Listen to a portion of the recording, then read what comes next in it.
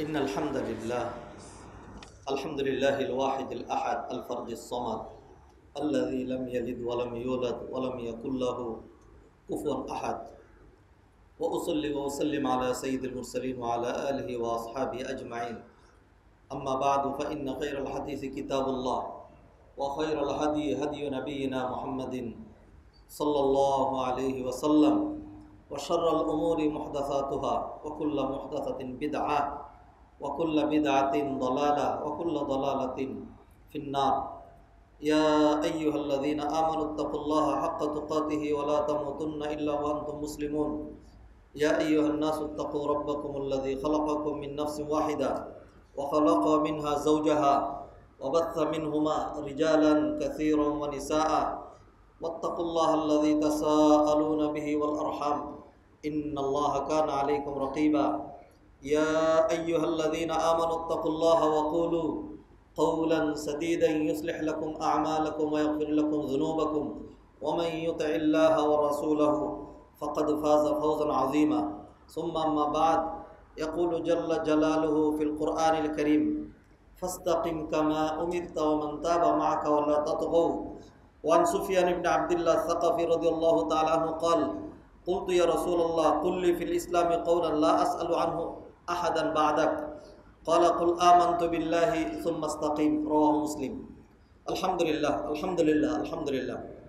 হাদিরানে মজলিস সম্মানিত মুসল্লিয়ানে কেরাম দিনদার মুত্তাকি পরহেজগার ভাই ও বোনেরা, ওই আল্লাহ সুবহানাহু ওয়া তাআলার ভূয়সী প্রশংসায় পঞ্চমুখ হচ্ছে, যিনি আমাদেরকে পুরো মাহে রমাদান ব্যাপী সিয়াম কিয়াম তাকওয়া দান সাদাকা নেক আমলের প্রতিযোগিতা করার পরও শাওয়াল মাসের দ্বিতীয় জুমায় ওই আগের মতোই গোলামের শৃঙ্খল পরিধান করে আল্লাহর জন্যেই আল্লাহর দাসত্ব, আল্লাহর মাহাত্ম্য বড়ত্ব সেগুলিকে প্রকাশ করার জন্য আল্লাহ সুবহানাহু ওয়া তাআলা আমাদেরকে জুমার সালাতে প্রতিযোগিতামূলক যাদের নাম মর্যাদার ডায়েরিতে ওঠানো হয় সেইভাবেই খতিব সাহেব খুতবা শুরু করার পূর্বে আমাদেরকে আসার তৌফিক দিয়েছেন, আলহামদুলিল্লাহ।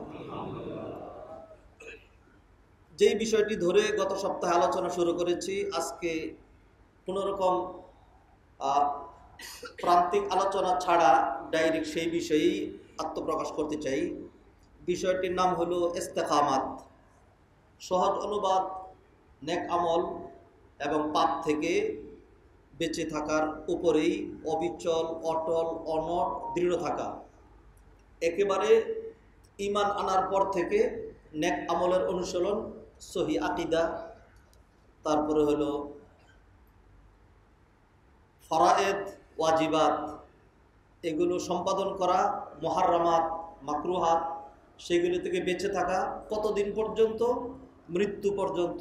এটির নাম হলো ইস্তেকামাত।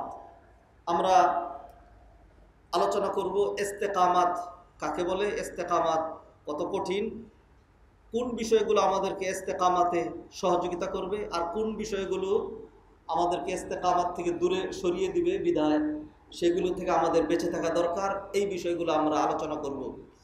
ইস্তেকামাতের অনেক পুরস্কার রয়েছে, ইস্তেকামাতের অনেক সওয়াব, ইস্তেকামাতের অনেক সুসংবাদ।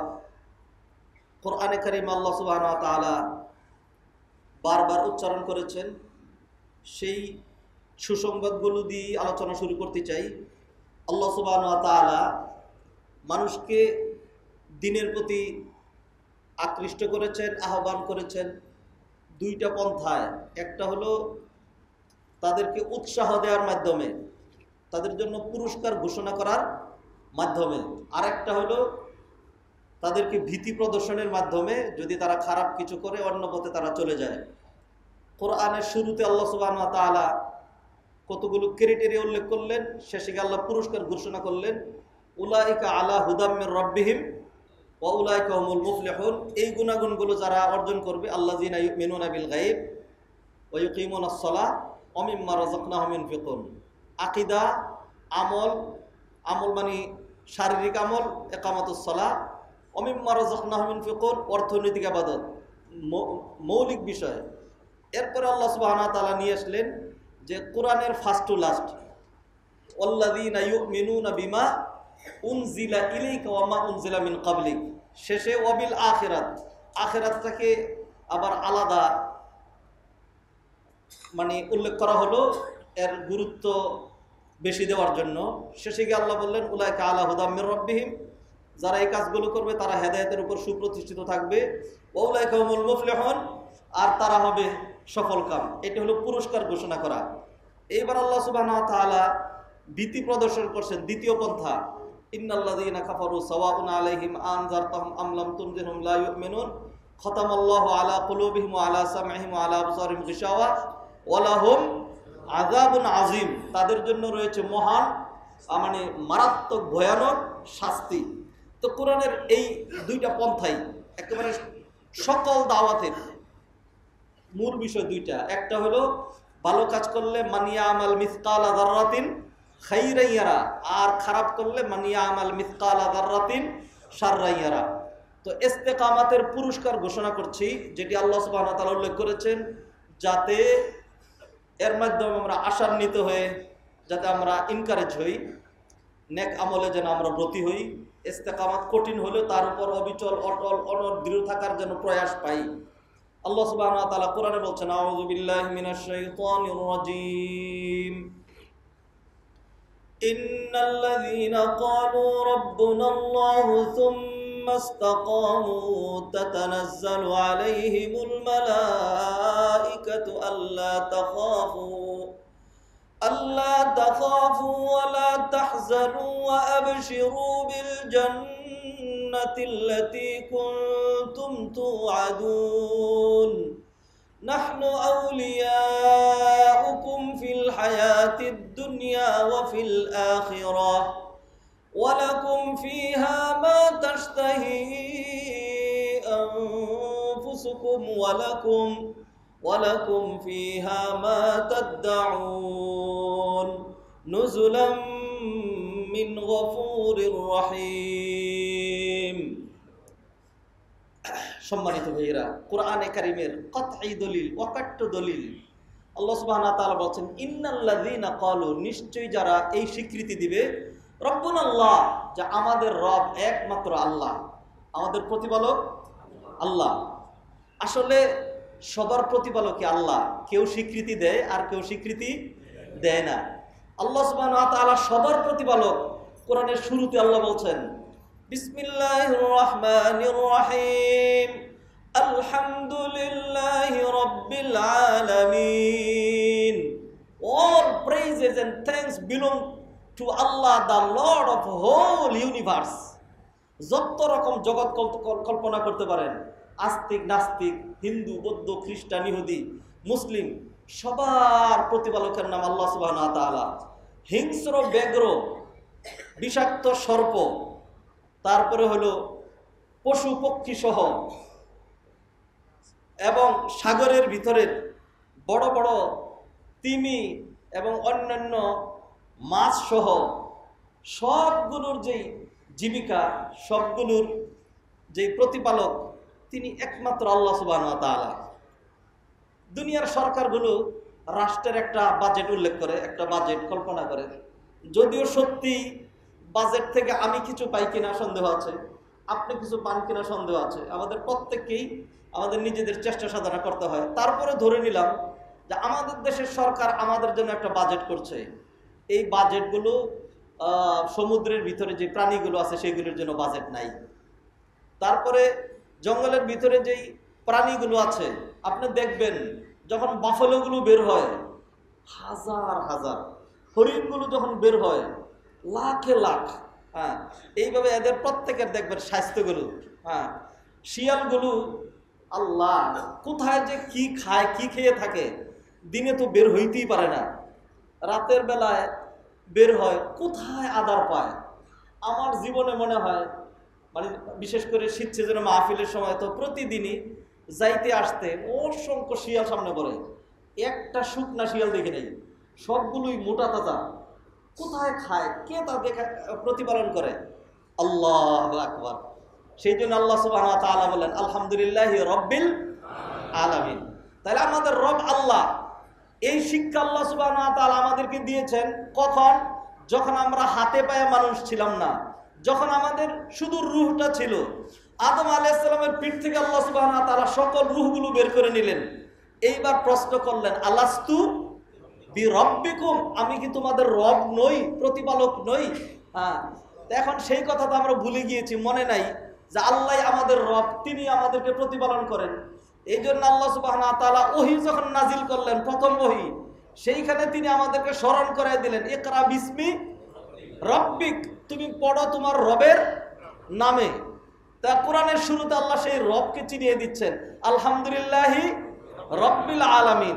আল্লাহ সুবহানাহু ওয়া তাআলা বললেন, এই মৌলিক কথাটা যে বলে তার উপর অবিচল অটল অনড় দৃঢ় থাকবে, ইন্নাল্লাযীনা ক্বালু রব্বুনাল্লাহ, যারা এই স্বীকৃতি দিবে যে আমাদের রব আর কেউ না, হ্যাঁ, দুর্গা, সরস্বতী, কালী, বিগ বস, অথবা আমার মনিব, আমার অফিস প্রধান, আমার ইন্ডাস্ট্রির মালিক, তিনি আমার রিজিকের দায়িত্বে না, তিনি আমার রিজিক দেন না, তিনি আমার প্রতিপালন করেন না। আমার প্রতিপালন, আমার রিজিক, আমার নিয়ন্ত্রণ, আমার ইজ্জত, আমার সম্মান, আমার উন্নতি, অগ্রগতি, যাবতীয় সবকিছু absolutely by the hand of almighty Allah সুবহানাহু ওয়া তাআলা। এই কথা যে বলবে আর বলে কি করবে, সুম্মাস্তাকামু, এই কথার উপরে অবিচল অটল অনড় থাকবে, এটার উপরেই থাকতে হবে। এইটার থেকে বিচ্যুত হওয়ার কোনো সুযোগ নাই। দেখেন না, আপনি মারা যাবেন, তো মারা গেলে নবীজি সাল্লাল্লাহু আলাইহি ওয়াসাল্লাম হাদিসে কি বলছেন, জানা কথাগুলো আপনাদেরকে স্মরণ করিয়ে দিচ্ছি, নতুন কোনো ওয়াজ নাই আমার কাছে, পুরান ১৫০০ বছর আগের সেই পুরান কথাগুলোই, সেগুলোই বলছি। যখন আমরা মারা যাব, আমাদেরকে কবরস্থ করা হবে, আমাদের রূহটা যে ফেরেশতারা নিয়ে গিয়েছিল সেই রূহটা আবার নিয়ে আসবে, এইবার আমাদের শরীরের ভিতরে ঢুকিয়ে দিয়ে আমাদেরকে তুলে ধরে বসাবে দুইজন ফেরেশতা। যেমনটি নবীজি হাদিসে বললেন, ইযা দুফিনাল মাইয়িতু ইয়াতিহি মালাকানি ফায়ুকাইদানিহি ফায়াসআলানিহি মান রাব্বুকা ওয়া মা দীনুকা ওয়া মান নাবিয়্যুক।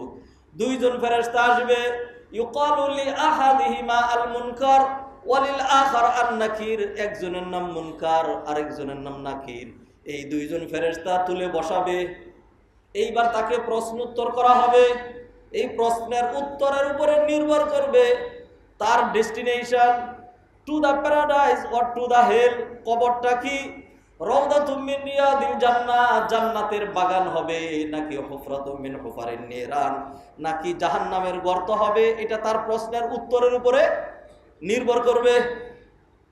আল্লাহু আকবার, কি প্রশ্নটা করা হবে, কি সুন্দর মিল। আপনি দেখেন, সেই আলামুল আরোহা থেকে, রূহ জগৎ থেকে শুরু করে দুনিয়ার জগৎ পার হয়ে কবরের জগতে গিয়েছেন। এইবার সর্বপ্রথম আপনাকে কবরে যে প্রশ্নটা করা হবে, মান রব্বুকা। দেখছেন, মান রব্বুকা, তোমার রব কে? যখন বলতে পারবেন রব্বি আল্লাহ, আবার আরেক কথা বলে নেই, যখন বলতে পারবেন মানে কি, এটা আপনার ক্রেডিট, আপনার শিক্ষা, আপনার দীক্ষা, আপনি আলেম, আপনি পড়ছেন, এগুলির উপর নির্ভর করে না, এটা তৌফিকের উপরে নির্ভর করে। এটা নির্ভর করে তৌফিকের উপরে। তৌফিক, ওয়ামা তৌফিকি ইল্লা, সেই তৌফিক শুধু আল্লাহর পক্ষ থেকে আসে। আল্লাহ সুবহানাহু ওয়া তাআলা ওয়াদা করছেন, আল্লাহ সুবহানাহু ওয়া তাআলা বলছেন, ইউসাব্বিতুল্লাহুল্লাযীনা আমানু বিল কওলিস সাবিতি ফিল হায়াতিদ দুনিয়া ওয়া ফিল আখিরাহ ওয়া ইউদিল্লুল্লাহুজ জালিমিন। আল্লাহ সুবহানাহু ওয়া তাআলা একজন মানুষ যখন দুনিয়া থেকে পাড়ি জমাবে, ওই মুহূর্তে তাকে কালিমা নসিব করবেন আল্লাহ সুবহানাহু ওয়া তাআলা। আর তাকে যখন কবরস্থ করা হবে, দফন করা হবে, মালাকুল মুনকার নাকির এসে যখন তাকে প্রশ্ন করবে, তখন তাকে উত্তর শিখিয়ে দিবেন আল্লাহ সুবহানাহু ওয়া তাআলা। আল্লাহু আকবার। ভাইজান, এটা এত সহজ না যে আপনি বলে ফেলবেন রব্বি আল্লাহ, এটা বলতে পারবো না। ভাইজান, এইটা তো পারবেনই না। জীবনে যেটা লক্ষ কোটি বার বলছেন, what is your name, what is your name, তোমার নাম কি, তোমার নাম কি, তোমার নাম কি, বলছেন আমার নাম অমুক, আমার নাম অমুক, আমার নাম অমুক। লক্ষ কোটি বার মানুষ আপনাকে এই নাম ধরে রেখেছে। মৃত্যু দেয় আর 1 সেকেন্ড পরে যদি হায়াতটা ফিরিয়ে দিয়ে বলা হয় তোমার নাম কি, বলতে পারবেন না। 1 সেকেন্ড পরে যদি হায়াত ফিরিয়ে দিয়ে বলা হয় তোমার নাম কি, বলতে পারবেন না। কারণটা কি? কারণ হইল ভাইজান, এটা এত সহজ না। মৃত্যু, এটার নাম মৃত্যু। আহারে, মৃত্যুর বর্ণনা আজকে দেওয়ার দিকে যাচ্ছে না, শুধু একটু ইন্ডিকেট করছি। নবী মুহাম্মদুর রাসূলুল্লাহ সাল্লাল্লাহু আলাইহি ওয়াসাল্লাম সাইয়্যিদুল মুরসালিন রাহমাতুল লিল আলামিন, যার চেয়ে সেরা আর কোনো মানব নাই। তার কাছে যখন মালাকুল মউত আসলো, দরজাটায় নক করা হলো, নকটা একটু ভারী ভারী মনে হলো। নবীজি খুলে দিতে বলেন। খুলে দেওয়ার পরে একটা লোক নবীজির পাশে এসে বসলো। নবীজি সাল্লাল্লাহু আলাইহি সাল্লামকে নিবেদন করলো, ইয়া রাসূলুল্লাহ, আমি মালাকুল মউত, আমি আজরাইল।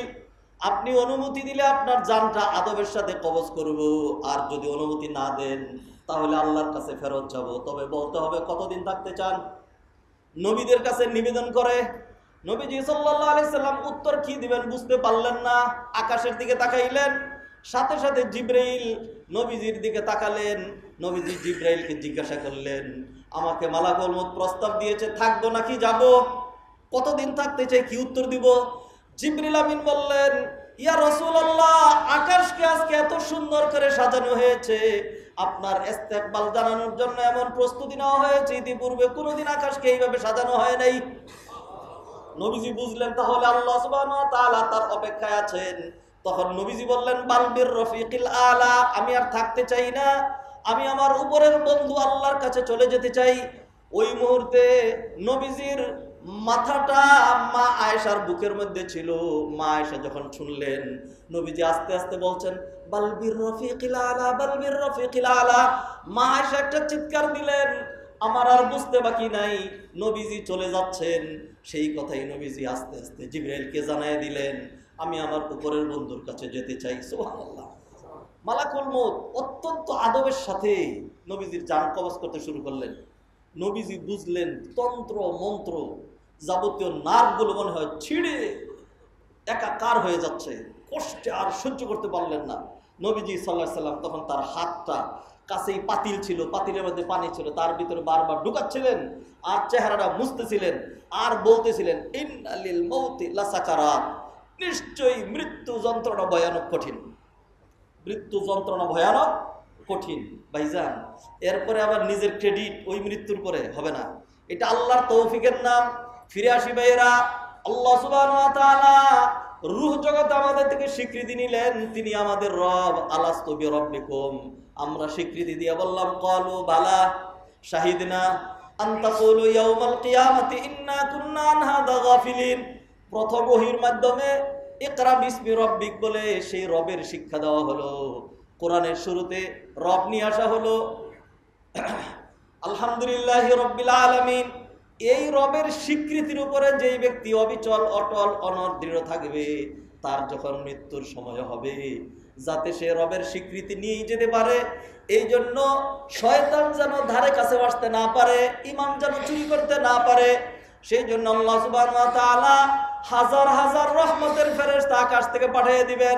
ফেরেশতাগুলো বান্দাকে ঘেরাও করে ফেলবে, আর বান্দা যেন ভয় দুশ্চিন্তা টেনশনে না থাকে, সেই জন্য বারবার তাকে ডেকে বলবে, ইন্নাল্লাযীনা ক্বালু রাব্বুনাল্লাহু সুম্মা ইসতাকামু তাতানাজ্জালু আলাইহিমুল মালায়েকা আল্লা তাখাফু ওয়া লা তাহজানু।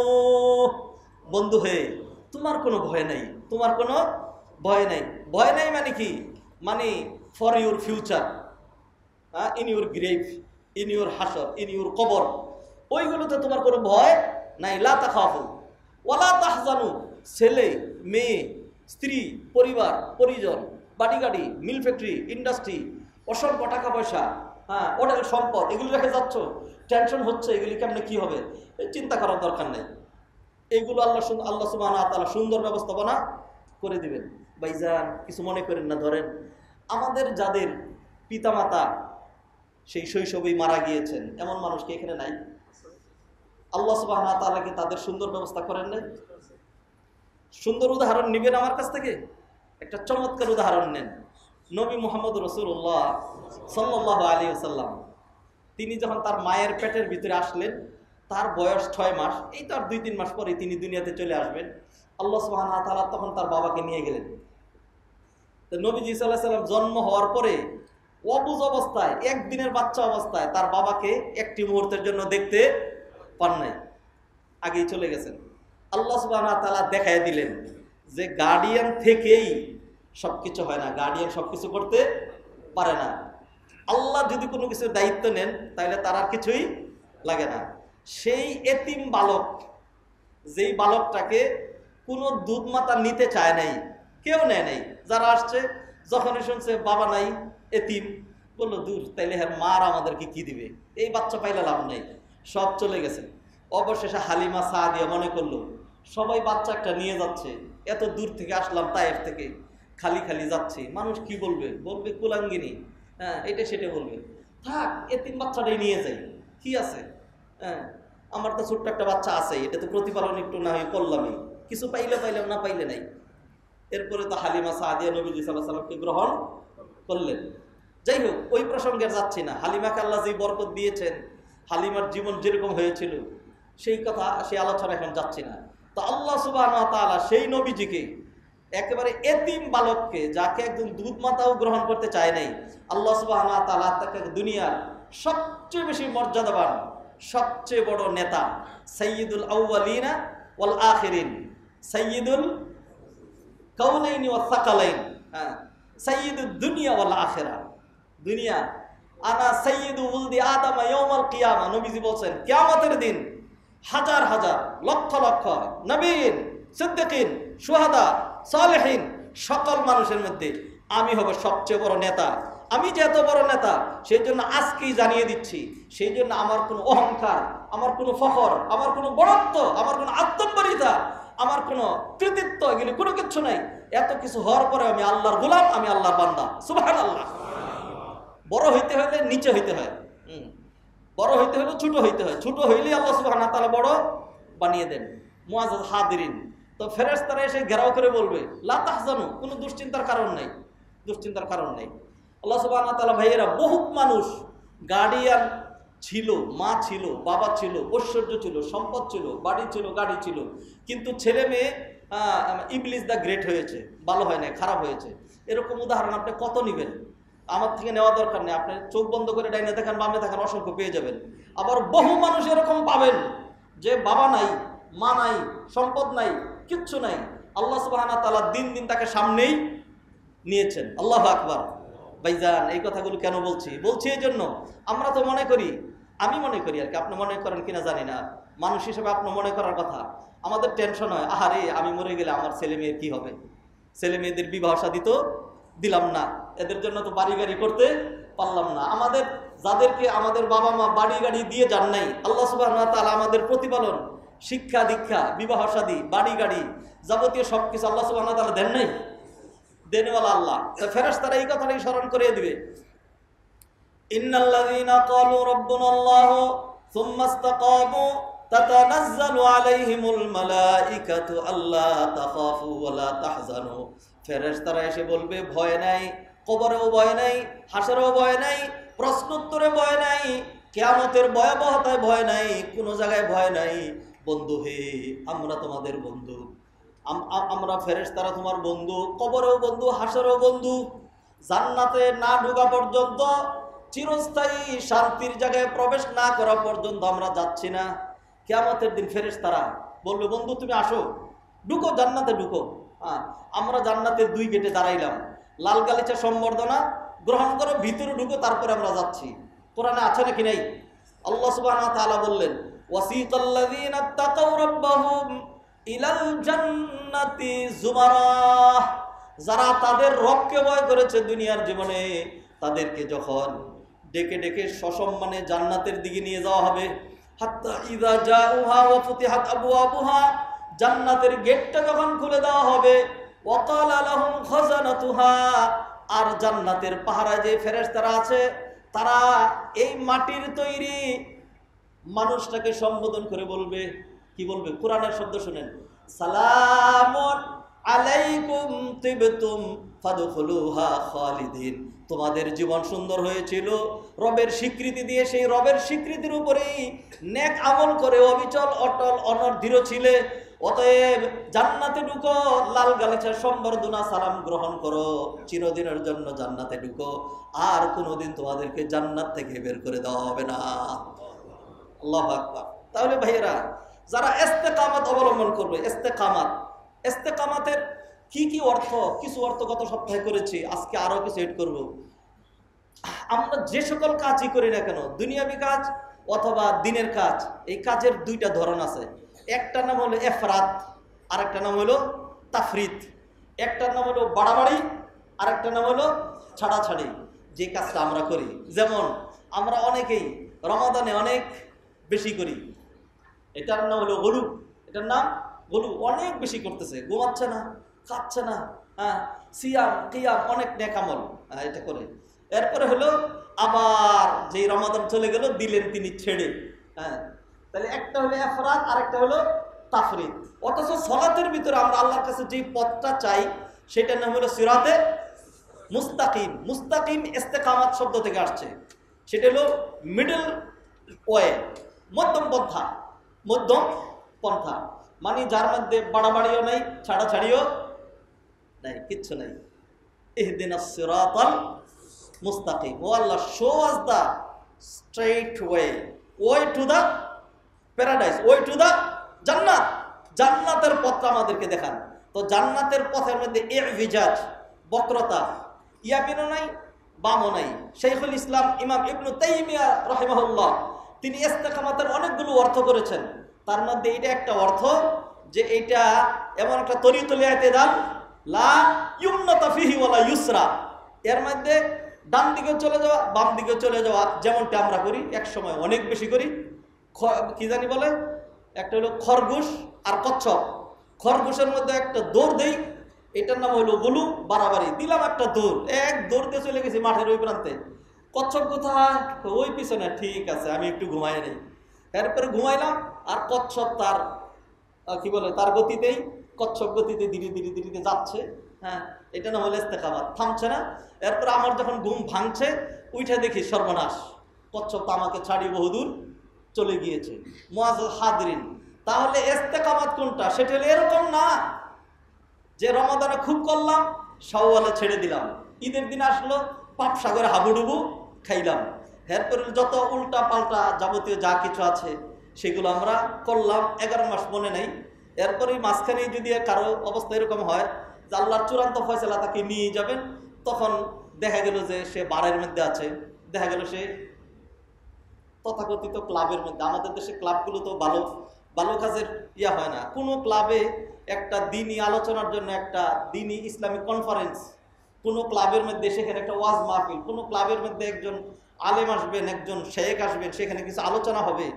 কোনো ক্লাবের মধ্যে এই ধরনের কোনো আয়োজন আমার জানা নাই, অন্তত আমি কোনোদিন দাওয়াত পাই নাই। হ্যাঁ, সমস্ত জায়গা থেকে দাওয়াত পাওয়া যায়, ভালো কাজগুলো হয় না। তা তখন তিনি ক্লাবে আছেন, ক্লাবে কি হয় জানা আছে, কিছু জানা আছে। তো এই ধরনের কাজে যদি থাকে, মালাকুল মউত আইসা যদি থাকে, যদি তখন তার জানটা কবজ হয়, তাহলে কি হবে? হাদিসে কি বলা আছে? ইন্নামাল আমালু বিল খাওয়াতিন। হ্যাঁ, শেষ ভালো যার সব ভালো তার, আর শেষ খারাপ তার সব খারাপ তার। একেবারে কি জানি বলছেন, আতবিইস সাইয়্যাতাল হাসানাতা তামহুহা। আগে অনেক খারাপ ছিল, পরে যদি ভালো করা হয় এটাকে মুছে দেওয়া হবে। নবীজি তার চাচাকে সেই কথাই বলছিলেন। 85 বছর গুনার মধ্যে ছিলেন, শিরকের মধ্যে ছিলেন, শুধু শেষ কথা যদি লা ইলাহা ইল্লাল্লাহ বলতে পারেন, তাহলে আগের সব মাফ। মুআজ্জাজ হাদিরিন, এই জন্যই আজকের যে খুতবা is so important and significant for anybody, for everybody, for every মুসল্লি। যে সেটা হলো কি, আমরা শুধু রমজানে আল্লাহকে চিনি না, রমাদানের রোজাদার না, রমাদানের আমরা মুসল্লি না। আলহামদুলিল্লাহ, এইখানে আমি হাত তুলতে বলবো না, এইখানে অসংখ্য মুসল্লি এরকম আছেন। অনেককে আমরা দেখেছি গতকালকে রোজা ছিলেন, আজকে রোজা আছেন, ওই শাওয়ালের 6 রোজা তারা করছেন। আলহামদুলিল্লাহ, আল্লাহ সুবহানাহু ওয়া তাআলা আমাদেরকে আরো তৌফিক বাড়িয়ে দেন, আমিন। মুআজ্জাজ হাদিরিন, এইটার নাম ইস্তেকামাত।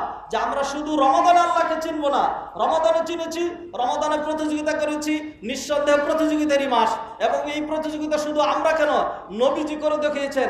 মা আয়েশা রাদিয়াল্লাহু তাআলা আনহা তিনি হাদিসে ইরশাদ করেছেন, আল্লাহর নবী সাল্লাল্লাহু আলাইহি ওয়াসাল্লাম রমাদানে এত বেশি কানা ইয়াজতাহিদু ফি রমাদান মা লা ইয়াজতাহিদু ফি গায়রিহি। রমাদান ছাড়া অন্য সময় তিনি এত চেষ্টা সাধনা ইবাদত করতেন না। ওয়া কানা ইয়াজতাহিদু ফিল আওয়াখির মিনহু মা লা ইয়াজতাহিদু ফি গায়রিহি। আর রমাদানের শেষ দশকে তিনি এত বেশি ইবাদত করতেন যেটি রমাদানের প্রথম 2 দশকে করতেন না। তাহলে নবীজি ইস্তেবানি প্রতিযোগিতা করে দেখিয়েছেন। তা আলহামদুলিল্লাহ, আমরা সেই প্রতিযোগিতা করব। এই প্রতিযোগিতার অর্থ এটা নয় যে রমাদান চলে যাওয়ার পর আমরা সব ছেড়ে দিব। মুআজ্জাজ হাদিরিন, এইভাবেই আমাদেরকে ইন্নাল্লাযীনা ক্বালু রাব্বুনাল্লাহ আল্লাহকে স্বীকৃতি দেওয়ার পরে 5 ওয়াক্ত সালাত ধরার পরে নেক আমলের উপরে অবিচল অটল অনড় দৃঢ় থাকতে হবে। কতদিন পর্যন্ত? Until we face our death, until we go to our grave, ততদিন পর্যন্ত। এজ আল্লাহ সুবহানাহু ওয়া তাআলা has told in the Holy Quran, ওয়া'বুদ রাব্বাকা হাত্তা ইয়াতিয়াকাল ইয়াকিন, ইবাদতের উপর অবিচল অটল অনড় থাকো যতক্ষণ না তোমার মৃত্যু তোমার সাথে সাক্ষাৎ করছে। আল্লাহু আকবার। ইনশাআল্লাহ this is our strong promise with ourselves and with our lord almighty Allah সুবহানাহু ওয়া তাআলা। আমাদের স্ট্রং প্রমিস, আল্লাহ তোমার কাছে তৌফিক চেয়ে, তোমার জন্যই আমাদের এই প্রমিস। আল্লাহ মৃত্যু পর্যন্ত আমরা এইভাবেই ইবাদতের উপরে, নেক আমলের উপরে, সালাত সিয়ামের উপরে, দান সাদাকার উপরে নেককারদের সাথে থাকতে আমরা পছন্দ করি। তুমি আমাদেরকে তৌফিক দিও, আল্লাহুম্মা আমিন। মুআজ্জাজ হাজিরের সম্মানিত ভাই বোনেরা, ইস্তেকামাত নিয়ে আলোচনা করছিলাম। ইস্তেকামাতের পুরস্কার নাম্বার 1, মৃত্যুর সময়, কঠিন সময়, যখন দুনিয়ার কেউ কাউকে সাহায্য করতে পারবে না, ওই মুহূর্তে আল্লাহ সুবহানাহু ওয়া তাআলা হাজার হাজার লক্ষ লক্ষ ফেরেশতাকে দিয়ে সাহায্য করবেন। ফেরেশতারা এসে আপনাকে ঘেরাও করবে, নাম্বার 1। 2 নম্বর, ফেরেশতারা যখন এই বান্দাকে ঘেরাও করবে চতুর্দিক থেকে, ওই যে ইবলিস এবং শয়তান নিজের আঙ্গুল কামড়াইতে থাকবে আর কষ্টে সে মরতে থাকবে। আহারে আহারে, আমার সর্বনাশ হয়ে গেল, ফেরেশতারা তারে ঘেরাও করে ফেলছে, এখন তো আমার পক্ষে আর তার ঈমান চুরি করে রাখা সম্ভব নয়। কত বড় সফলতা, আল্লাহু আকবার। 3 নম্বর, ফেরেশতারা ডেকে ডেকে বলবে তোমার কোনো ভয় নেই, মৃত্যু থেকে শুরু করে জান্নাত পর্যন্ত। 4 নম্বর, তোমার পিছনের জন্য কোনো টেনশন নাই, তোমার ছেলে মেয়ে, তোমার রেখে যাওয়া পরিবার পরিজন। কারণ যারা নেককার, হ্যাঁ, ওয়াল্লাযীনা আমানু ওয়াত্তাবাআতুহুম যুররিয়াতুহুম বিঈমানিন আলহাকনা বিহিম যুররিয়াতাহুম ওয়া মা আলাতনাহুম মিন আমালিহিম মিন শাই। যারা নেক আমলের উপরে তাদের জীবন অতিক্রান্ত করে, সন্তানদেরকে নেক প্রতিপালন যথাসম্ভব করে, তারা চলে যাওয়ার পরেও তাদের অধস্তন বংশধর যারা রয়েছে তাদেরকে আল্লাহ সুবহানাহু ওয়া তাআলা বিপদগামী করে দেন না। তাদেরকে নেক আমলের উপরে অবিচল অটল রেখে তার পিতামাতার সাথে আল্লাহ সুবহানাহু ওয়া তাআলা মৃত্যুর পরে তাদেরকে একত্রিত করে দেন। আল্লাহু আকবার। তাহলে ফেরেশতারা এইভাবে পুরস্কার শোনাবে, ওয়ালা তাহজানু, এইবার ফাইনাল পুরস্কার, ওয়া আবশিরু বিল জান্নাহ, ওয়া আবশিরু বিল জান্নাহ, ওয়া আবশিরু বিল জান্নাহ, জান্নাতের শুভ সংবাদ গ্রহণ করো, জান্নাতের শুভ সংবাদ গ্রহণ করো। মুআজ্জাজ হাজিরিন, যে জান্নাত আপনি কবে পাবেন? কবরের জগতে কতদিন থাকবেন জানা নাই। কবর থেকে ওঠার পরে 50,000 বছর, একটু চিন্তা করে দেখুন, 50,000 বছর সূর্যের নিচে দাঁড়িয়ে থাকতে হবে আপনার। আর প্রতিটা মানুষ খালি নাফসি নাফসি, আমার জানি কি হয়, এই চিন্তায় থাকবে। আর আপনি মৃত্যুর আগেই, আপনি এখনো দুনিয়াতে আছেন, আপনার স্ত্রীর সামনে আছেন, আপনার পরিবার পরিজনের সামনে আছেন, আপনি আপনার বেডে আছেন, আপনি আপনার এসি রুমে আছেন। ওই মুহূর্তে ফেরেশতারা আপনাকে শুনাই দিচ্ছে আবশিরু বিল জান্নাহ, তোমার কোনো ভয় নাই, তুমি যে যাচ্ছ, you are going to directly, you are going to your paradise, your জান্নাত। আল্লাহু আকবার। জান্নাতের সুসংবাদ, এটা কাদের জন্য? তাদের জন্য যারা শুধু রমাদানে আল্লাহকে চিনে না, যারা 12 মাস নেক আমলের উপরে, ঈমানের উপরে, সহিহ আকীদার উপরে, মসজিদ নির্মাণের উপরে, কল্যাণের উপরে, তাকওয়ার উপরে, মানুষকে সহযোগিতার উপরে, আল্লাহর রাস্তায় দান সদকার উপরে, শাওয়ালের 6 সিয়ামের উপরে, এইভাবে যারা নেক আমলের উপর অবিচল অটল অনড় দৃঢ় থাকবে, আল্লাহ সুবহানাহু ওয়া তাআলা তাদের জন্য এই পুরস্কার ঘোষণা করেছেন। আল্লাহু আকবার।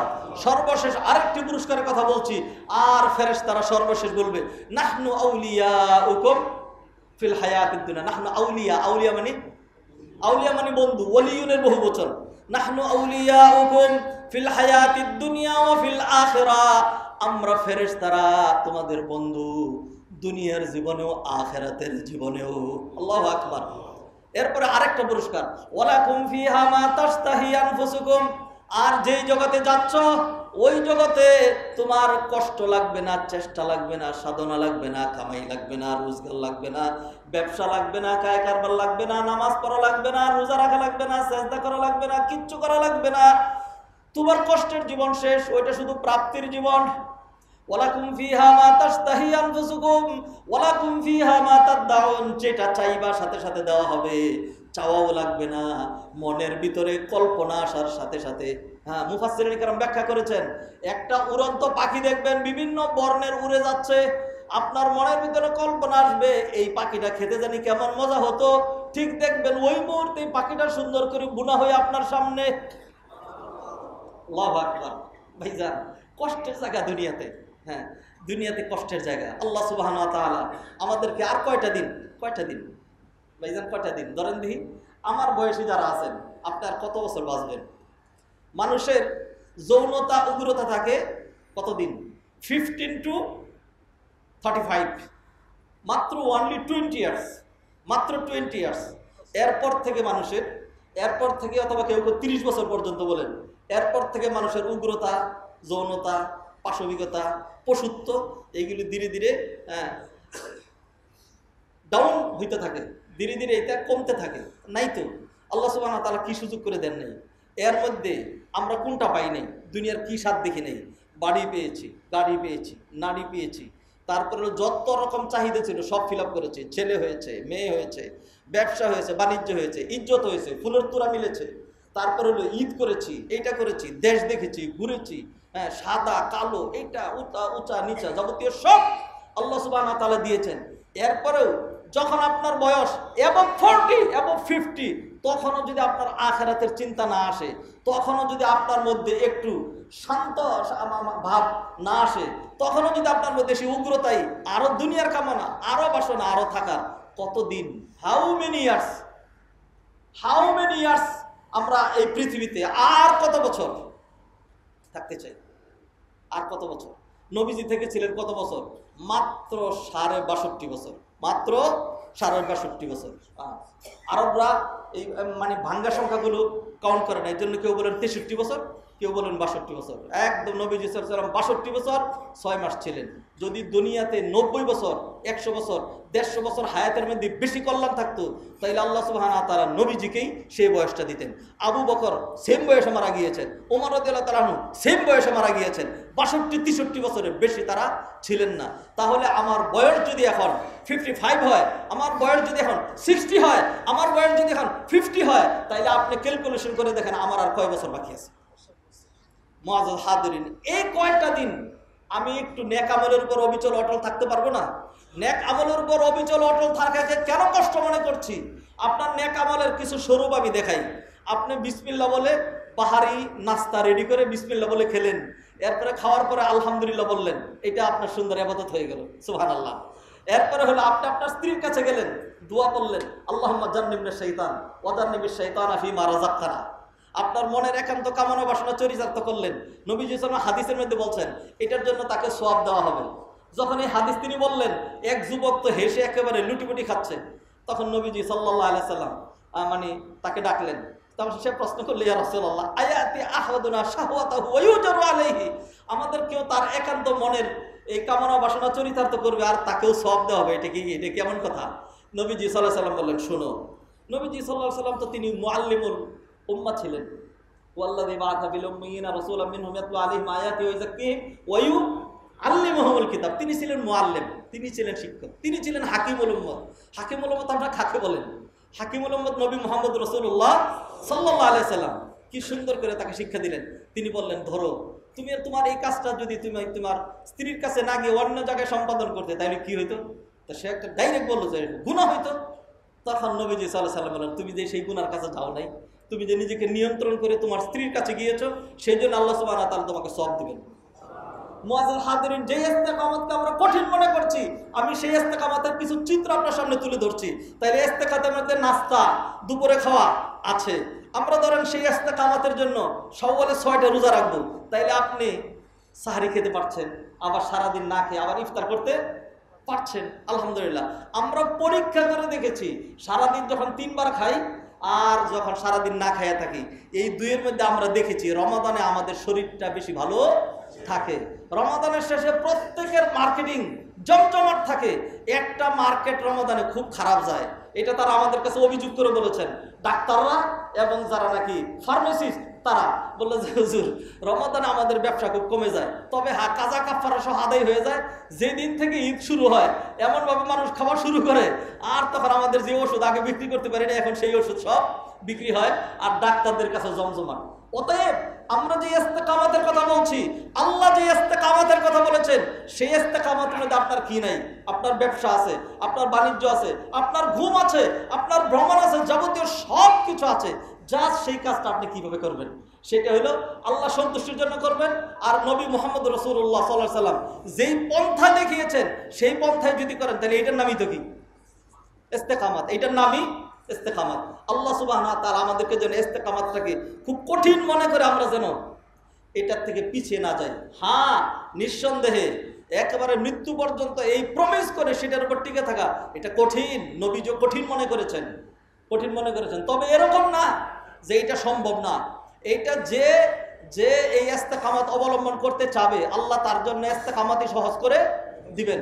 যারা নাকি আখলাকি মানুষ, যারা চরিত্রবান মানুষ, তাকে তাকে একটা কি বলে যে নাউজুবিল্লাহ মিন যালিক একটা গোল্ডেন চান্স দিয়ে দেখেন, উনি চান্স গ্রহণ করতে পারবে না, তার শরীরটা কাঁপবে, সর্বনাশ সর্বনাশ, এমন নিকৃষ্ট কাজ মানুষ করে না, আমি এটা পারবো না, আমি এটা পারবো না। আবার যে নাকি লম্পট মার্কা, সে দেখবেন সারা কত দরজা বন্ধ করে রাখছেন, দেখবেন কোন দিক দিয়ে এক দরজা খুলে সে খারাপ কাজ করে ফেলছে। এই জন্য নবীজি সাল্লাল্লাহু আলাইহি ওয়াসাল্লাম বললেন, ইমালু ফাকুল্লুন মুয়াসসারুন লিমা খুলিকা লাহু, তোমরা নেক আমল করতে থাকবে, প্রত্যেকের জন্য ওই আমলটাই সহজ করে দেওয়া হবে যেই আমলের জন্য তাকে সৃষ্টি করা হয়েছে।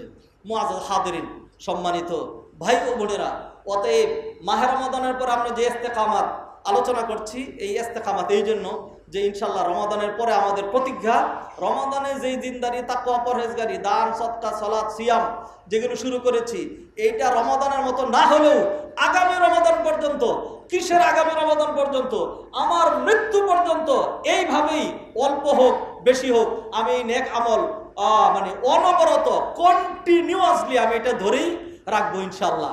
নবীজি সাল্লাল্লাহু আলাইহি ওয়াসাল্লাম হাদিসের মধ্যে বললেন, আফদালুল আ'মালি ইলাল্লাহি সুবহানাহু ওয়া তাআলা আদওয়ামুহা ওয়া ইন কাল্লা, আহাব্বুল আ'মালি ইলাল্লাহি আদওয়ামুহা ওয়া ইন কাল্লা, আল্লাহর কাছে ওই আমলটা বেশি উত্তম যেটা অল্প হইলেও এটা মানে কন্টিনিউ করতে থাকে, যেটা সব সময় করতে থাকে। আল্লাহ সুবহানাহু ওয়া তাআলা আমাদেরকে তৌফিক এনায়েত করুন। মুআজ্জাজ হাদিরিন, ইস্তেকামাত নিয়ে, দৃঢ়তা নিয়ে কথা বলছিলাম।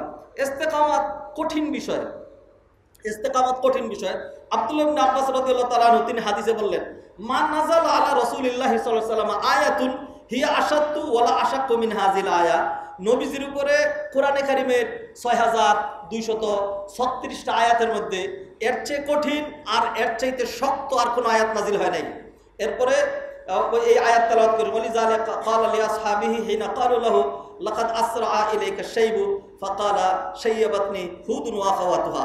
নবীজি সাল্লাল্লাহু আলাইহি ওয়াসাল্লামকে সাহাবায়ে কেরাম যখন বললেন, ইয়া রাসূলুল্লাহ, আপনার তো বার্ধক্য দেখা দিয়ে দিচ্ছে, আপনার তো বার্ধক্য চলে আসছে, এক দুইটা চুলদারি সাদা হয়েছিল। নবীজি সাল্লাল্লাহু আলাইহি ওয়াসাল্লাম খুব সুঠাম পুরুষ ছিলেন, শক্ত দেহের অধিকারী ছিলেন।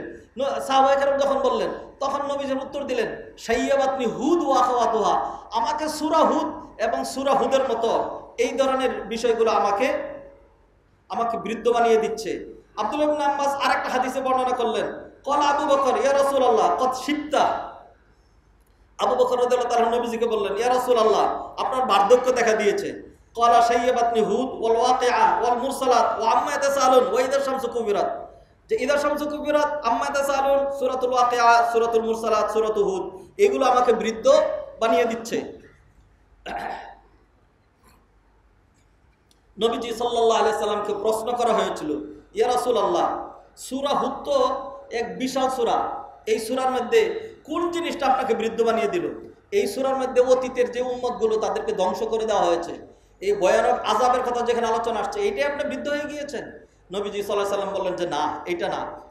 সূরা হুদের এই আয়াতটা, যে আয়াতে আল্লাহ সুবহানাহু ওয়া তাআলা বললেন, ফাস্তাকিম কামা উমিরতা ওয়া মান তাবা মাআকা ওয়া লা তাতগাউ, হে নবী, আপনার অনুসারীদেরকে নিয়ে আপনাকে যেমন নির্দেশ দেওয়া হয়েছে এইভাবেই নেক আমলের উপরে, ঈমানের উপরে অবিচল, অটল, অনড়, দৃঢ় থাকবেন, টিকে থাকবেন। এই আয়াতের চিন্তায় তিনি নবীজি সাল্লাল্লাহু আলাইহি ওয়াসাল্লাম বৃদ্ধ হয়ে গিয়েছেন। এইখানে আমি তাড়াহুড়া করার জন্য কিছু জিনিস মানে স্কিপ করে বাকি কথাগুলো বলতে চাই। সূরা হুদ আমরা অনেকেই পড়ি, সলাতেও আমরা পড়েছি। এমনই একটি বর্ণনা আমরা পাচ্ছি ইয়াজিদ ইবনে আবান থেকে। তিনি বলেন, রাআইতু রাসূলুল্লাহ সাল্লাল্লাহু আলাইহি ওয়াসাল্লাম ফি মানামি ফাকারাতু আলাইহি সূরাত হুদ, আমি নবীজি সাল্লাল্লাহু আলাইহি ওয়াসাল্লামকে স্বপ্নে দেখলাম, তখন আমি নবীজিকে সূরা হুদ, 12 পারা এই সূরাটা আছে, এই সূরা হুদ পুরাটা পড়ে শুনাইলাম। ফালাম্মা ইখতাতামতুহা, আমি এই সূরাটা যখন শেষ করলাম, ক্বালা, তখন নবীজি বললেন, ইয়া ইয়াজিদ হাযিহিল কিরাআ ফাইনাল বুকা, ও ইয়াজিদ, আমি তো তোমার সূরা হুদের তেলাওয়াত শুনলাম, সূরা হুদের তেলাওয়াত শুনলাম, ক্রন্দন কোথায়? ক্রন্দন কোথায়? অর্থাৎ তুমি যে পুরাটা সূরা হুদ আমাকে তেলাওয়াত করে শোনাই দিলা, তুমি তো কেঁদে ভেঙে পড়ার কথা ছিল, কারণ এই সূরার মধ্যে একটা আয়াত আছে ফাস্তাকিম কামা উমিরতা ওয়া মান তাবা মাআকা ওয়া লা তাতগাউ। তাহলে নবীজি সাল্লাল্লাহু আলাইহি ওয়াসাল্লাম বিষয়টাকে এরকমই মনে করতেন যে ইস্তেকামাত সত্যিই ইস্তেকামাত। এইজন্য শাইখুল ইসলাম ইবনে তাইমিয়ার আরেকটি বর্ণনা রয়েছে, তিনি বলছেন ইস্তেকামাতের ক্ষেত্রে আযমুল কারামাতি আল ইস্তেকামা, আযমুল কারামাতি আল ইস্তেকামাত, সবচেয়ে বড় কারামতের নাম হলো ইস্তেকামাত।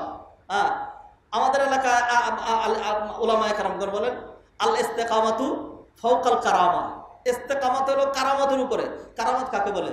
একজন মানুষ পানির উপর দিয়ে হেঁটে চলে যাচ্ছে, একজন মানুষ উড়ে চলে যাচ্ছে, যেটা অন্য মানুষের পক্ষে সম্ভব নয়। আল্লাহর কোনো ওলি মানুষ, আখলাক ভালো মানুষ, আখলাকিওয়ালা দিনদার মানুষ এরকম যদি কোনো রকম মানে অলৌকিক কোনো কিছু দেখান, তাহলে সেটার নাম কারামত। তাহলে ধরেন একজন কি করলো যে হঠাৎ করে পানির উপর দিয়ে হেঁটে চলে গেছে, হ্যাঁ, আর শূন্য দূরে চলে গেছে, এরকম একজন। আরেকজন হলো 5 ওয়াক্ত নামাজ একেবারে 12 মাস পড়তে থাকছে।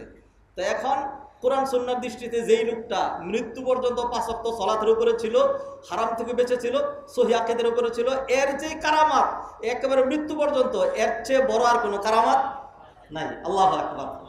অতএব ভাইয়েরা, কিসের ওলির কারামাত? আমি কি আল্লাহর ওলি না? আমি আরেক ওলির পিছনে ছুটবো কেন? আমি নিজেই তো আল্লাহর ওলি। হ্যাঁ, আমি নিজেই তো আল্লাহর ওলি। হ্যাঁ, আপনি নিজেকে কেন চেনেন না? নো তাইসেলফ, নিজেকে চিনতে হবে। আল্লাহ সুবহানাহু ওয়া তাআলা বলে দিয়েছেন আল্লাহ ইন্না আউলিয়া আল্লাহ, শুনে নাও যারা আল্লাহর ওলি, লা খাউফুন আলাইহিম ওয়া লা হুম ইয়াহজানুন, তাদের ভয় এবং দুশ্চিন্তার কোনো কারণ নাই। এইবার আল্লাহ নিজের সংজ্ঞা দিয়ে দিচ্ছেন কারা আল্লাহর ওলি। আল্লাযিনা আমানু, এক নাম্বার হলো যারা ঈমানদার। যারা ঈমানদার। আপনারা কি হিন্দু? আপনারা কি খ্রিস্টান? আপনারা কি বৌদ্ধ? হ্যাঁ, মুসলমান। তাহলে আমাদের ঈমান আছে, তাহলে এক শর্ত পূরণ হয়েছে। ওয়া কানু ইয়াত্তাকুন, আর যারা আল্লাহকে ভয় করে চলে, যারা তাকওয়া অবলম্বন করে। মাহে রমাদানের সিয়াম করেছিলাম তাকওয়ার জন্য, মাহে রমাদানের পরে আবারও নেক আমলের উপরে অবিচল অটল আছি, আমরা অন্য খারাপ কাজে যাই নাই তাকওয়ার জন্য। অতএব দ্বিতীয় শর্ত আমাদের পূরণ হয়েছে। অতএব আপনার ঈমান যত মজবুত আর তাকওয়া অনুশীলন যত বেশি হবে, আপনি তত বড় আল্লাহর ওলি হবেন। অতএব এরকম না যে খালি অন্য ওলির পিছনে আমাকে ছুটতে হবে। আমি যদি আল্লাহর সাথে ভালো সম্পর্ক করি, আমি আল্লাহর ওলি। আল্লাহ সুবহানাহু ওয়া তাআলা আমাদেরকে কথাগুলো বুঝার তৌফিক এনায়েত করেন। রুবি আনা আবি আব্দুর রহমান আস-সুলামি ক্বালা সামি'তু আবা আলী আস-সিররি ইয়াকুলু রাআইতু নবী সাল্লাল্লাহু আলাইহি ওয়াসাল্লাম ফিল মানাম। আব্দুর রহমান আস-সুলামি তিনি বর্ণনা করছেন যে আমি আবু আলী আস-সুররিকে মানে বলতে শুনেছি, তিনি বললেন রাআইতু নবিয়্যা ফিল মানাম, আমি নবীজিকে স্বপ্নে দেখলাম। ফাকুলতু ইয়া রাসূলুল্লাহ রুবি আনকা আন্নাকা কুলতা শাইয়াবাতনি হুদ, যে সাহাবায়ে কেরাম আলোচনা করেন যে আপনি বলেছেন যে আমাকে সূরা হুদ বৃদ্ধ করে দিয়েছে। ফাকালা নাম, তখন নবীজি বলেন হ্যাঁ, এই কথা আমি বলেছি। ফাকুলতু লাহু, তখন আমি নবীজিকে প্রশ্ন করলাম মাল্লাযী শাইয়াবাকা মিনহা, সূরা হুদের কোন অংশটা, কোন বিষয়টা আপনাকে বৃদ্ধ বানিয়ে দিয়েছে? কসাসুল আম্বিয়া, অতীতের নবীদের ঘটনা, ওয়া হালাকুল উমাম, অনেক উম্মতকে ধ্বংস করে দেওয়া হয়েছে সেগুলো? ফাকালা লা, নবীজি বললেন যে না, এগুলো না। ওয়ালাকিন কওলুহু ফাস্তাকিম কামা উমিরতা, এটা তাফসীরে কুরতুবীতে রয়েছে। ওয়ালাকিন কওলুহু, হ্যাঁ, আল্লাহ সুবহানাহু ওয়া তাআলা যে বলেছেন ফাস্তাকিম কামা উমিরতা, মৃত্যু পর্যন্ত নেক আমলের উপরে, ঈমানের উপরে, সহিহ আকীদার উপরে অবিচল অটল থাকা। অনেকেই ব্যাখ্যা করেছেন কওলু লা ইলাহা ইল্লাল্লাহ, লা ইলাহা ইল্লাল্লাহ বলার পরে এটার উপরে অবিচল অটল অনড় দৃঢ় থাকার নাম হলো ইস্তেকামাত। এটার উপর দৃঢ় থাকার নাম ইস্তেকামাত। ইস্তেকামাতের দুই একটি অর্থ বর্ণনা করেই আমি আজকের খুতবা শেষ করতে চাচ্ছি।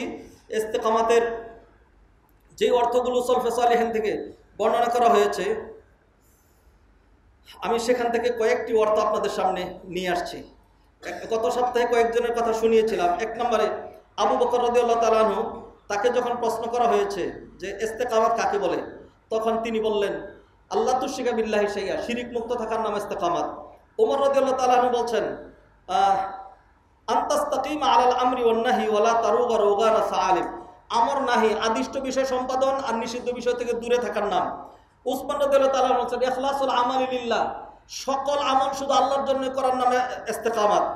তারপরে আলী রাদিয়াল্লাহু তাআলা আনহু বলছেন বিআন্নাহা আদাউল ফারায়েদ, ফরজগুলো আদায় করার নাম ইস্তেকামাত, ফরজটা ছেড়ে দেওয়া যাবে না। তারপরে হাসান বসরি রাদিয়াল্লাহু তাআলা আনহু তিনি বলছেন ফাআমিলু বিতাআতিহি ওয়াজতানিবু মাআসিহি, নেক কাজ সম্পাদন আর পাপ থেকে বিরত থাকা। মুজাহিদ রাদিয়াল্লাহু তাআলা তিনি বলছেন ইস্তাকামু আলা শাহাদাতি আল্লাহ ইলাহা ইল্লাল্লাহ হাত্তা লাহিকু বিল্লাহ, মৃত্যু পর্যন্ত ওই যে লা ইলাহা ইল্লাল্লাহ বলেছি এটার উপরে অবিচল অটল থাকার নাম। ইবনু যায়েদ ও কাতাদা এই দুইজন বলেছেন আল ইস্তিকামাতু আলা তাআতিল্লাহ, নেক আমল সম্পাদনের উপরে টিকে থাকার নাম ইস্তিকামাত। সুফিয়ান সাউরি তিনি বলছেন আল আমালু আলা ওয়িফাকিল কওল, মুখ দিয়ে যা স্বীকৃতি দিয়েছি সেই অনুযায়ী আমল করার নাম হলো ইস্তিকামাত। রবি ইবনে খাইসাম বলছেন আল ইরাদ আম্মা সিওয়াল্লাহ, আল্লাহ ছাড়া অন্য সব দিক থেকে মুখ ঘুরিয়ে নেওয়ার নাম হলো ইস্তিকামাত। ওয়াহাব তিনি বলছেন আল্লাহ ইয়াকুনা হাম্মু আহাদিকুম ফি কাসরাতিল আমাল, অনেক বেশি আমল করা, অনেক বেশি নামাজ পড়া, অনেক বেশি রোজা রাখা এইটা হবে না, বরং একজন মানুষ চিন্তা করবে আমি যাই করি সেই নামাজটা কি হইতে হবে, খুব সুন্দর হইতে হবে।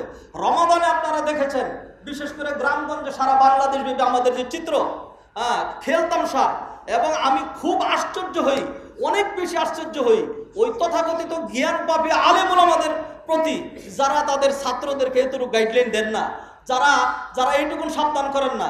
আল্লাহর সামনে দাঁড়িয়েছি, নামাজের জন্য দাঁড়িয়েছি, নামাজ আল্লাহর জন্য, নামাজ নিয়ে কেন খেলতামশা? একজন মানুষ যখন এশার নামাজ পড়াচ্ছেন তখন নামাজের স্টাইল একরকম, আর যখন নাকি তারাবিতে যাচ্ছেন তখন একটা আলহামদুলিল্লাহ পড়ছেন, এমন সূরা পড়ছেন, এই একটা অক্ষর মুসল্লিরা বুঝার কোনো উপায় নাই, রুকু সেজদার মধ্যে কোনো ধীরস্থিরতা নাই, মনে হয় পাগল হয়ে গিয়েছে। এত বুঝা নামাজের প্রতি এত অনীহা, আপনাকে এত বেশি নামাজ কে করতে বলেছে? আপনাকে 20 টাকা দিয়ে পড়তে হবে কে কথা বলেছে? আপনি 4 রাকাত পড়েন, আপনি 2 রাকাত পড়েন, সুন্দর করে পড়েন, এইটার নাম হলো ইস্তেকামাত। মুআজ্জাজ হাদিরিন, অতএব আমরা আল্লাহ সুবহানাহু ওয়া তাআলার সাথে যেন খেলতামশা না করি। আসুন আল্লাহ সুবহানাহু ওয়া তাআলা আমাদেরকে যেই কপাল দিয়েছেন, নিজে অনুগ্রহ করে ঈমান দিয়েছেন, নেক আমলের পথ ধরিয়ে দিয়েছেন, আল্লাহ দিয়েছেন, এখান থেকে যেন আমরা বিপদগামী হয়ে না যাই। কত মানুষ নবীর আত্মীয় ছিলেন, কত মানুষ নবীর বংশীয় ছিলেন, কত মানুষ নবীর জমানার ছিলেন, নবীর এলাকার ছিলেন, কিন্তু তারা হেদায়েত হারা হয়ে মারা গিয়েছে। কত মানুষের পিছনে ডাইরেক্ট নবীরা মেহনত করেছেন কিন্তু তাদেরকে ঈমান দিতে পারেন নাই। আমাদের পিছনে ডাইরেক্ট নবীরা মেহনত করেন নাই, নবীর বংশীয় ছিলাম না, আরবি ভাষাভাষী ছিলাম না, তারপরেও তো আল্লাহ সুবহানাহু ওয়া তাআলা আমাদেরকে ঈমান দিয়েছেন, আলহামদুলিল্লাহ। অতএব এই ঈমানের উপর থাকতে আমাদের ভালো লাগে, রোজা রাখতে আমাদের ভালো লাগে, দান সদকা করতে আমাদের ভালো লাগে, আল্লাহকেই রব মনে করতে আমাদের ভালো লাগে। এইভাবেই আল্লাহর কাছে তৌফিক কামনা করি। নেক আমলের পথ ধরেছি তো ধরেছি, ইনশাআল্লাহ যতদিন না মরেছি, কোরআন ধরেছি তো ধরেছি, যতদিন না মরেছি। আসুন এটি হোক আমার আপনার প্রত্যয়, তাহলে কষ্ট আর যদি করতেই হয়, কি কষ্ট? কোনো কষ্টই নেই। যদিও কষ্ট করতে হয় তাহলে সেটা আর কয় বছর? 1 বছর, 1.5 বছর, 1 মাস, 2 মাস, এর চেয়ে বেশি তো আর না। কখন যে কার কিভাবে মৃত্যু চলে আসবে, বিয়ের দিন যে আপনার মৃত্যু হবে না এর কোনো গ্যারান্টি আছে? এই যে আমাদের উত্তরের ঘটনা, নিজের আত্মীয় স্বজনকে নিজে ড্রাইভ করে সানন্দে হয়তো কত সুন্দর গল্প গুজব করছিলেন, নিজের আত্মীয় স্বজনকে নিয়ে যাচ্ছেন, এই আশুলিয়াতে নিয়ে যাবেন, গার্ডারটা ওই গাড়ির উপরে পরেই দুনিয়া থেকে তাদেরকে চিরদিনের জন্য বিদায় করে দিয়েছে। এইভাবে যে কিছুদিন আগে যে অগ্নিকাণ্ড হলো, বনানীতে অগ্নিকাণ্ড হলো, এইখানে সেখানে অগ্নিকাণ্ড হয়ে মানুষগুলো মারা যাচ্ছে, অ্যাক্সিডেন্ট হয়ে মারা যাচ্ছে। এই কয়েকদিন আগে দেখলাম আর একটা বাস অ্যাক্সিডেন্টের মাধ্যমে কি পরিমাণ মানুষ মারা যাচ্ছে। এই ধরনের ঘটনা আমার আপনার জীবনে ঘটে যেতে পারে। দোয়া করি আল্লাহ সুবহানাহু ওয়া তাআলা আমাদেরকে হেফাজত করুন। হ্যাঁ, তবে যেই কদিন বেঁচে আছি সেই বয়সটা যদি আমার আরো 50 বছর হয়, আমার 60 বছরও যদি হয়, তাহলে সেইটা আখিরাতের তুলনায় অবশ্যই বেশি না, অনেক বেশি কম। এই 60 বছরের মধ্যে আমি ঘুমিয়েই থাকবো 20 বছর, এরপরে টয়লেটে বসে থাকবো 5 বছর, খাবার দাবার করবো 5 বছর, তাইলে আমার বাকি যে সময়টুকুন ওই সময়টুকুন আর কি? হ্যাঁ, আসুন এইটা হোক আমার আপনার প্রত্যয়। নেক আমলের পথ ধরেছি তো ধরেছি, ইনশাআল্লাহ যতদিন না মরেছি। আকুলু কওলি হাযা ওয়া আস্তাগফিরুল্লাহ লি ওয়া লাকুম ওয়া লিসাইরিল মুসলিমিন ফাস্তাগফিরুহু ইন্নাহু হুয়াল গফুরুর রহিম।